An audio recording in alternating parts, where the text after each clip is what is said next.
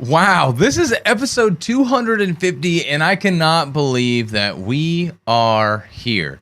This has been a fun journey. Not my first podcast, but first one to get to 250 episodes, which is really exciting. When I started this podcast out, I was not doing 2 a week. I think it was about 20 episodes in before I started doing 2 a week.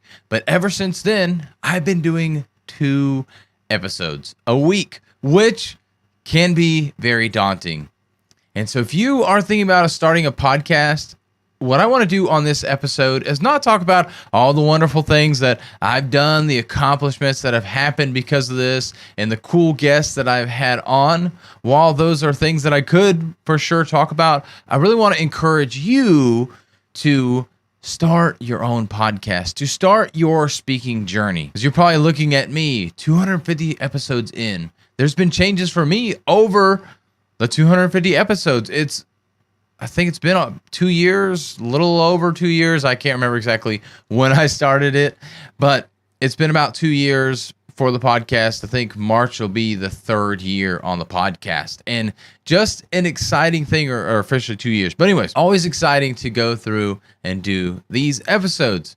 But how do I manage to accomplish all of this, and how can you do it yourself? Well, one, I love Podmatch. It's a great way to be able to find guests. If you're not on social media where you're around a bunch of other entrepreneurs or people that love doing podcasting, you can go on social media and ask, or you can pay to be on Podmatch to have your podcast up there on Podmatch where people can then reach out to you. You will get a lot of people reaching out to you, especially if you go to something like Podmatch. So be selective with who you bring on the podcast. You don't just want to bring anybody, because then that's going to dilute your podcast. Make sure that your podcast has some kind of theme, some kind of direction you're going, and maybe it's just per episode, but I would suggest overall the podcast should have some similar theme there. Second thing for you to think about is, how are you going to go about doing these episodes? How much editing are you going to do on them? Are you just going to shoot it real quick and be done? That's what I did to start out my podcast, and that's okay. Now I have a virtual assistant. Thanks, Jay. You're doing this right now, where he goes through and does all the editing for me. So I simply find the podcast guest, I bring them on, I do some research on them, I interview them, and then I also do solo episodes where I'm thinking of things like this for celebrating 250 episodes, or I actually have content, an idea of what I'm going to talk about, and I bring it up on the podcast and talk through that. But then Jay does an amazing job making sure that the audio and the video look and sound amazing. And so you can have somebody do those edits for you. But outside of that, some of the important things are making sure the microphone is the most important thing that you get. Make sure that your audio quality is great, because people will stop listening if your audio is not great. You can have the best lighting, you can have the best video, but that audio needs to be the first thing that you fix. Don't worry about getting the crazy equipment. Just get a $100 mic on Amazon.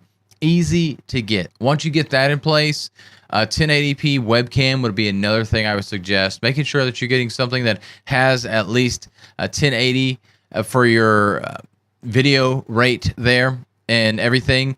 And then work on the lighting. Make sure the lighting is good. That's probably the one thing that I'm constantly always trying to work on and get better. And it seems like a never-ending struggle to make that lighting better. And once you get the lighting down, then you can look at getting another camera, or getting a more expensive camera, or whatever you want to do, getting something that's got better quality.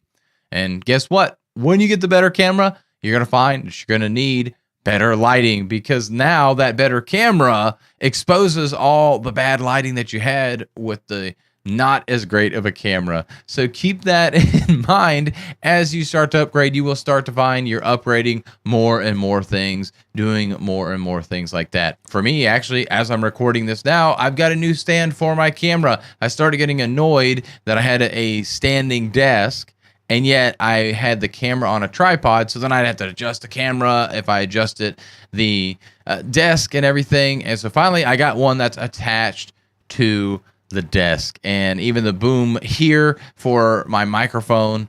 That's something that I have yet to change out. I think I've done one change out for that before. I had a little tripod stand thing at the very beginning, but it's just changing things one thing at a time. You could change the background. I've done that. You've seen that through here. So many things that you can change to make it better. But the biggest thing overall, and I talked a lot about equipment, things that you can look at to get guests on your podcast, is just staying committed.